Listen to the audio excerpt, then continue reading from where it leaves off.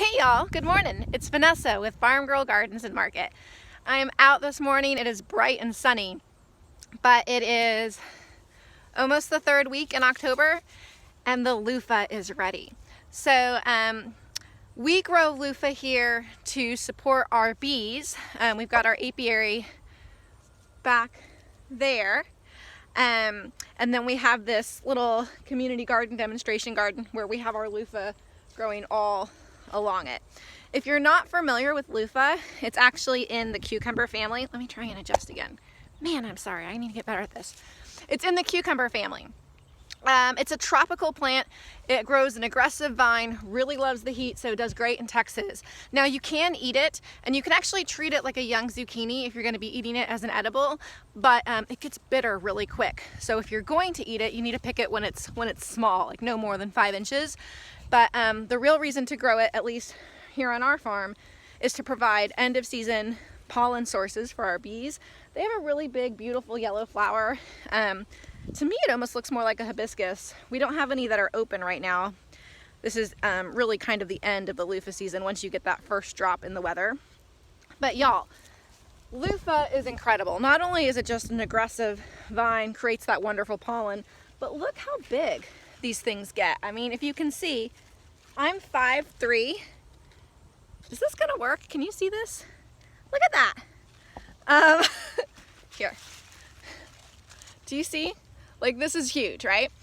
This one is not ready. This one is curing, and this one is ready. And you can tell not only because the change in color, it's no longer heavy, but when you shake it, you can hear all those seeds. Now, there's a lot of different methods out there on the internet for how to process and prepare your loofah. Loofah, when you're letting it cure and dry out, once you remove that exoskeleton or that skin, truly, it becomes what you see in the beauty and bath aisle that you can use to exfoliate your skin. I like to let Mother Nature do the work for me, and I let it dry out on the vine. So as you can see, we've got just, I mean, a prolific amount. I wish I could show you the true scope of all of this, but that one's giant. We've got, there's so many that they're pulling our fence down. You see these? Whew, here's getting stuck. Even along the fence. I mean, that's like dang near the size of my whole arm. See that guy? So, sorry, getting all over the place.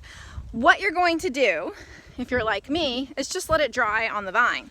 Once it dries on the vine, all you need to do is put your kids to work and have them pull off this skin for you. I like to just stick my thumb in and crack it. And then you can just pull off the skin. And it's dry at this point because it's been cured on this vine.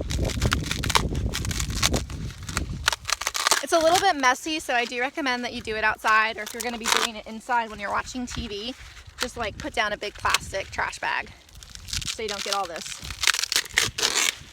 stuff all over the place. But once you've done that, what's so nice about letting it just dry on the vine is then you just put your hand over the top, because there will be a hole naturally where it attached to the stem, and you shake it. And then once you do that, you're loosening all the seeds, so that when it comes to seed harvesting, you just shake all your seeds out. And so now you have your totally cured and processed loofah. You didn't have to do any of those crazy steps like trying to scrub it with a sponge. You leave all the mess outside if you process it outside, and then you take these in. Now, some people will just leave them whole and use the whole thing to exfoliate. I actually like to make Christmas gifts out of them. So slicing them in radial sections, putting them in a circle or whatever shape, doesn't really matter, Tupperware, and pouring some scented glycerin soap that you can make just by mixing up some pre-made block glycerin with whatever essential oil you like. And then this kind of sits in the center of that soap, and as you're using it, you can exfoliate. Now, one thing that I do need to share is that I think it's the American Academy of Dermatologists. They actually are not super big fans of loofah or sponges or truly anything that you're keeping in your shower. The reason is not that they're anti-loofah, the reason is that they're anti-collecting harbors for bacteria. So if you are going to use loofah in your shower, it is recommended that you take it out of your shower when you're done and let it fully dry somewhere where it's actually dry and not damp and potentially a good environment for breeding bacteria. Another suggestion is that while it's still damp, you certainly wouldn't want to make a fire hazard or do this when it's dry. But dermatologists actually recommend that you just microwave it for 20 seconds to help kill any bacteria that might be in there. So I personally just take them out of my shower and let them dry, and then I have enough of them that I replace one of those discs every week, and it's not a big deal. But this is a great fun activity for not only growing a beautiful aggressive vine that you really can't kill, having some end of season pollen for your bees, and then also having something fun to do with the kids and make some crafts out of, some fun gifts that are really unique. So I hope that that is helpful, and until next time. Bye y'all.